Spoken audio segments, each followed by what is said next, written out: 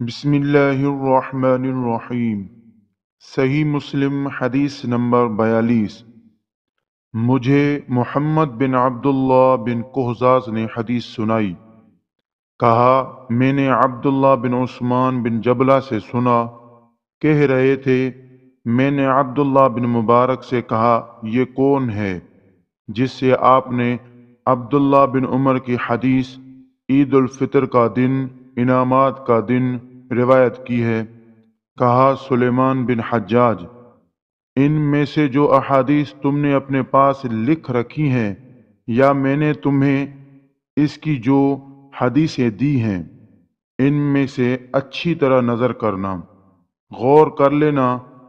ابن قوزاز نے کہا، میں نے وہب بن زمعہ سے سنا، وہ سفیان بن عبد المالک سے روایت کر رہے تھے۔ کہا، عبداللہ یعنی ابن مبارک نے کہا، میں نے ایک درہم کے برابر خون والی حدیث کی راوی روح بن غطیف کو دیکھا ہے۔ میں اس کے ساتھ ایک مجلس میں بیٹھا تو میں نے اپنے ساتھیوں سے شرم محسوس کر رہا تھا کہ وہ مجھے اس حدیث کے بیان کرنے کے ناپسندیدہ ہونے کے باوجود اس کے ساتھ بیٹھا دیکھیں۔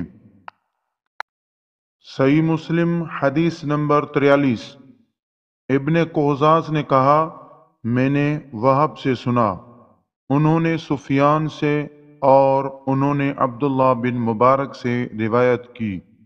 کہا، بقیہ زبان کے سچے ہیں، لیکن وہ ہر آنے جانے والے، علم حدیث میں مہارت رکھنے والے اور نہ رکھنے والے ہر شخص سے حدیث لے لیتے ہیں۔ صحیح مسلم حدیث نمبر 44۔ جریر نے مغیرہ سے، انہوں نے شعبی سے روایت کی۔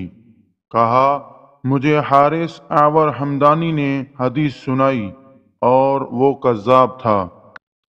صحیح مسلم حدیث نمبر 45۔ مفضل نے مغیرہ سے روایت کی۔ کہا، میں نے شعبی کو کہتے ہوئے سنا، مجھ سے حارث اعور نے روایت بیان کی، اور یہ کہ وہ گواہی دیتے ہیں کہ وہ حارث جھوٹوں میں سے ایک تھا۔ صحیح مسلم حدیث نمبر 46۔ مغیرہ نے ابراہیم سے روایت کی۔